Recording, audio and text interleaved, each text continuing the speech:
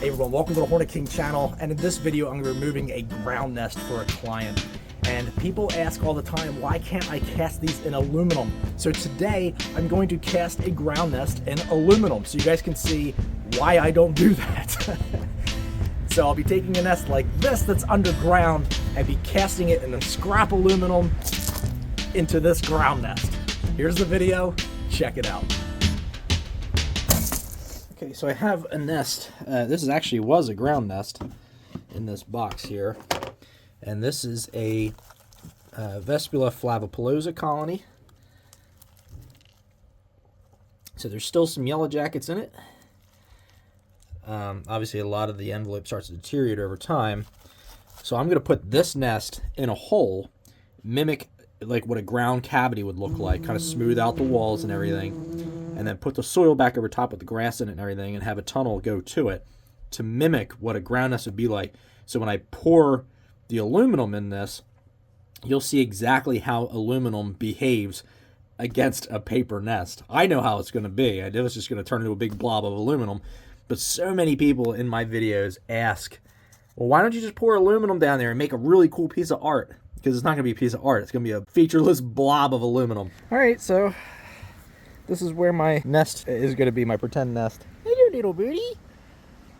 I'm going to dig this out real quick and show you what that looks like. All right, so I had to move it to the other side of my property because on that side, my neighbor's piece of dogs constantly bark whenever I'm out in my yard. So I'm going to dig the hole like right here. Kind of want to do it on an angle.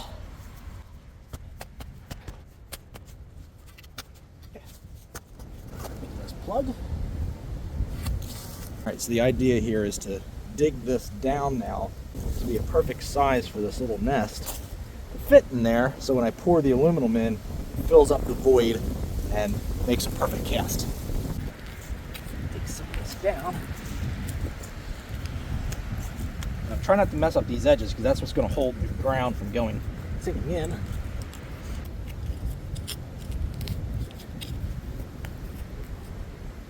Alright, so this should be good. I'm going to leave the roots in, and I'm going to leave a lot of these little rocks in, and that will act as like what would happen normally in the ground. The aluminum will bind to that and kind of form around it. So I'm just going to smooth this up a little bit more, and then that way when I put the nest in, it'll be simulated very similar to how it would be in nature. Okay, so I got a nice big pile of dirt here. And I got this hole dug out nice and smooth. So when yellow jackets dig a ground nest, they really smooth out the sides. I mean, it's super smooth, except for the little jagged rocks that might stick out. I did take some of them out by accident with the shovel. So I'm gonna set the nest down inside there, and then we'll kind of like fine tune. So I'll just channel a little spot here.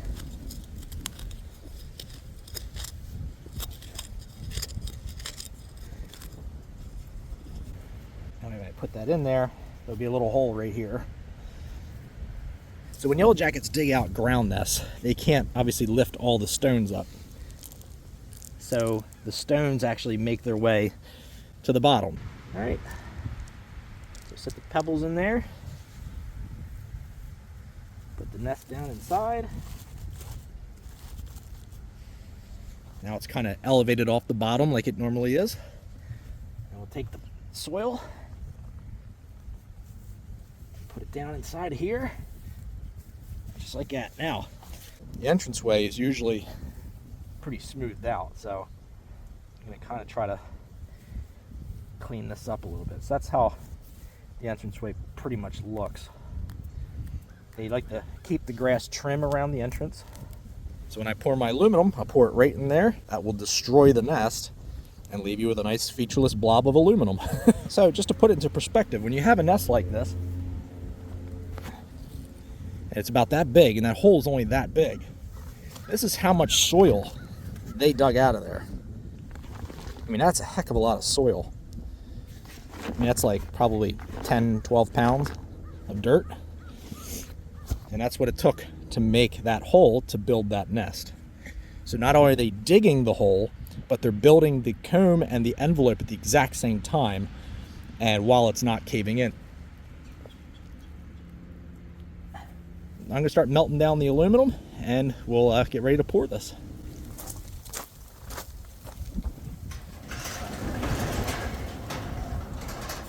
Okay, so I have tons and tons and tons of aluminum. I mean, not literally tons, but a lot. But I got a lot of just random like car parts. I mean, obviously there's steel in here, but steel will kind of float to the surface. A lot of aluminum chunks. This is kind of what I anticipate the actual cast looking like. It's just a ball and then this kind of stuff on the bottom. Yeah. So I have all kinds of stuff here that I can melt down, and I also already have cast aluminum ingots. I might even just use those. So these are the ingots that I have. I melted these down quite a while ago. So this is well casted aluminum. Like it's pretty pure. I've taken all the slag and stuff out of it. So we should get a good cast out of this. Not a lot of debris and impurities and things. So we'll melt this down and dump it down that hole. Okay. So I'm going to use my Devil Forge, not sponsored. I'm going to put all my stuff in here, melt everything down. This is a propane furnace, and it works great. I've used it, obviously I've used it many times, not recently, clearly.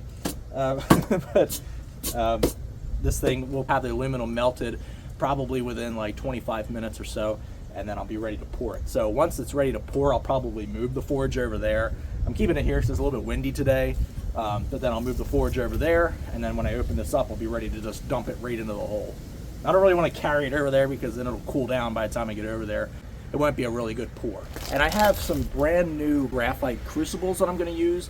What you have to do is you have to heat these up first and get them red hot, and then they'll be ready to put stuff in and let them fire and stuff. I'm not very good about that. Usually I just put stuff in them and just burn them right away and melt. The problem I'm going to run into is that this doesn't hold enough aluminum to cast that whole nest or that whole cavity.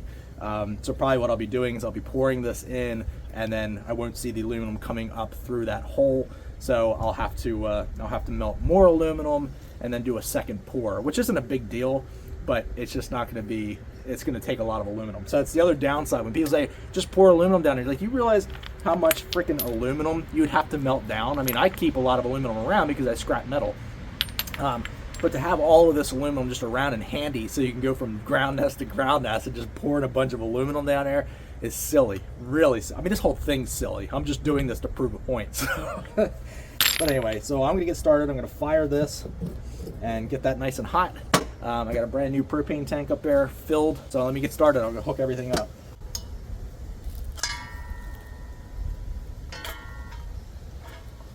Okay.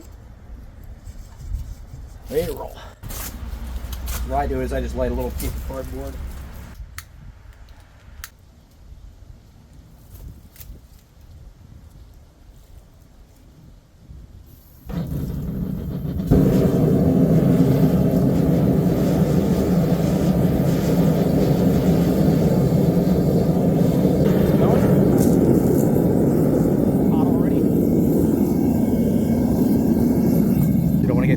But she's red hot in there, so she's fired well enough, I think, at this point to start putting some ingots inside of there and melting it down so we can get ready to pour our little nest over there.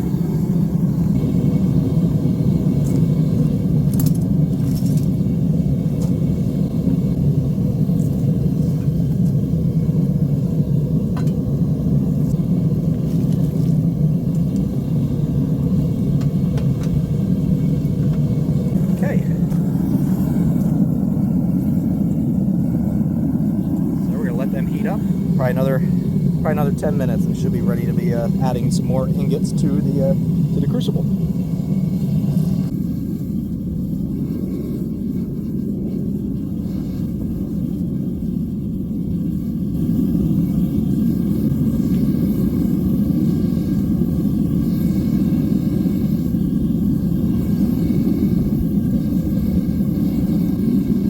It's like putting an ice cube inside of a drink of like hot chocolate or something.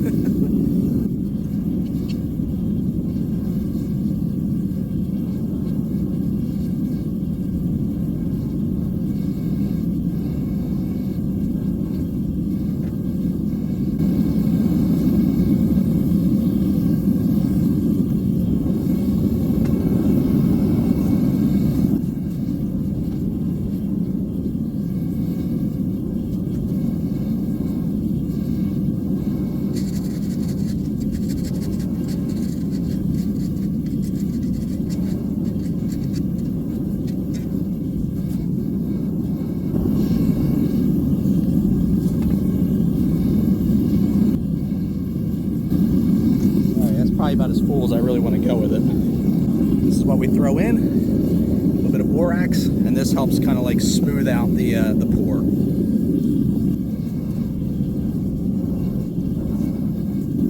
right, a little bit of borax.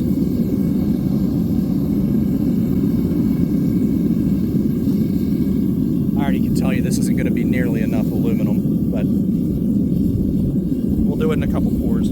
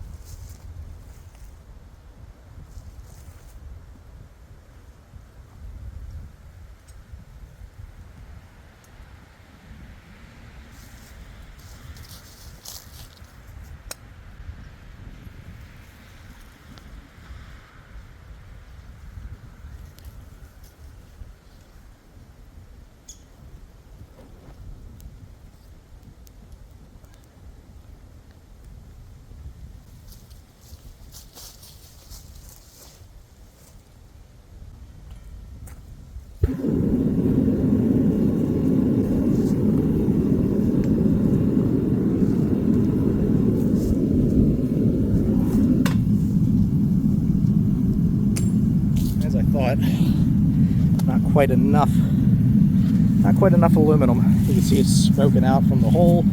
It smells like burnt hair because it's burning all that paper off. So I threw a couple more ingots into the furnace. So while this continues to smolder, and it's pretty much going to cool down, but I mean it's already cooled down probably. It's probably solidified in there.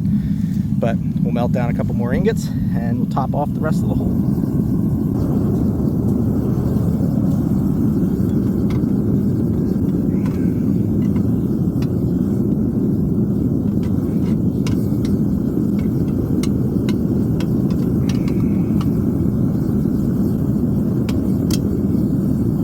That stick. And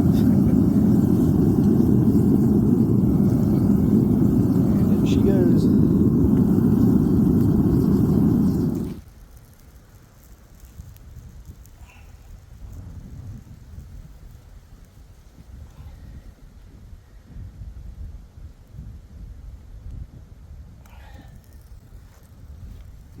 Not enough. One more block in there. That's it.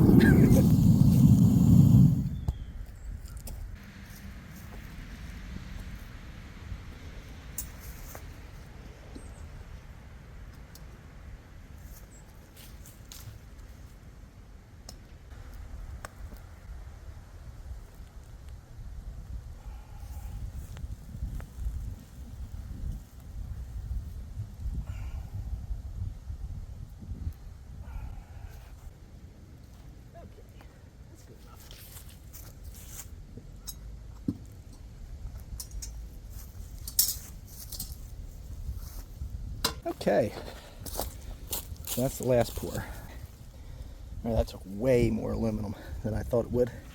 Just goes to show you, this is not worth it, especially if there's a ground nest. You would be doing this while you got yellow jackets flying all around you. Not worth it. All right, so we've given it some time to cool, even though it's still smoking. It's time to pull this up and see what our beautiful creation looks like. My guess is it a featureless blob of aluminum. No remnants of a nest at all, but we'll see. So let's pull it up. Oh wow, that's hot.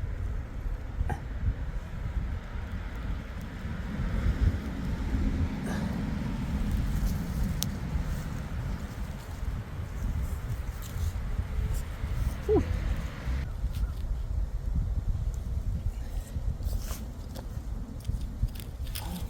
Even nest so far, just dirt. All right, let's look at this over on the driveway.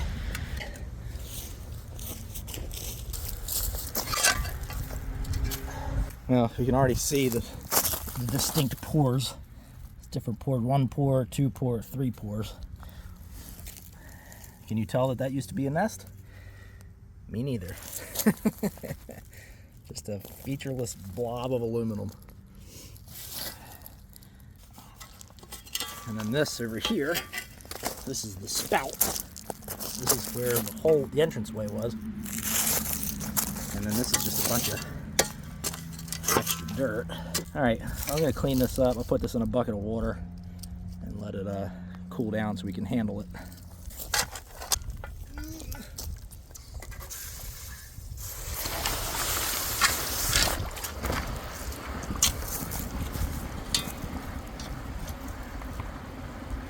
Boil that water. Might even melt the bucket. I'm not sure how hot that is. It's not too bad.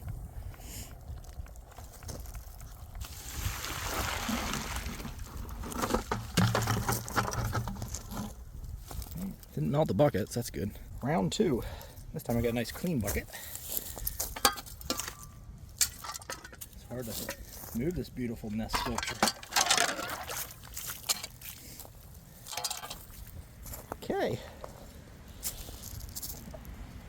Well, it doesn't seem like it's all that hot anymore, so I'm going to bravely handle it.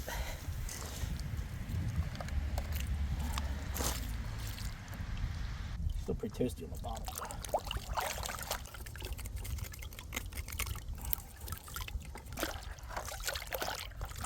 I'm panning for gold. This beautiful sculpture. Some of the stones, pebbles that would be at the bottom of a cavity. And they're just kind of wedged in there, that's it. There's nothing fancy or interesting about that. Little protrusion from inside of the wall of the cavity. And obviously the different layers.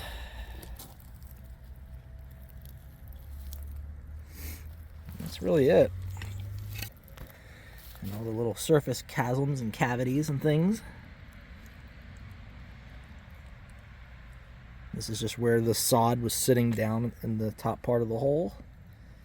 And the spout. And that's it. Alright, inside the ground cavity.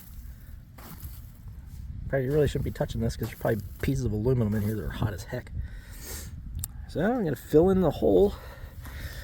Take my sod.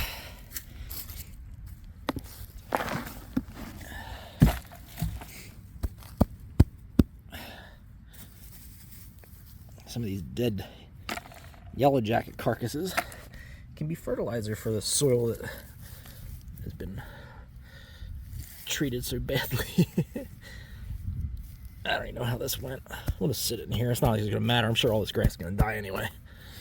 All right. There, my yard's good as new. Hope you guys cared about that. Okay. There is our cast. Not much resembling a wasp nest. Really all it resembles is the cavity that the nest was built in. I did it in 3 pours, as you can see, 1, 2, and 3. The only thing that looks a little bit like a nest is this right here and this right here. But I think that's because that is nest. It's just charred. So this one is the only piece that looks at all like it resembles a cast of a nest. So that's it. There's the opening. Beautiful. So I would say stop suggesting this to cast my ground nest in aluminum, but I know I'm still going to get the comment. Probably in this video, people are still going to comment it because that's the kind of commenters I get. But no, casting this, and to think that when I do 12 so removals a day, maybe half of those being ground nests, to think that I'm going to lug all this equipment and all this aluminum, it's not realistic. So I won't be doing this again. Hope you guys enjoyed, and I'll see you on the next video.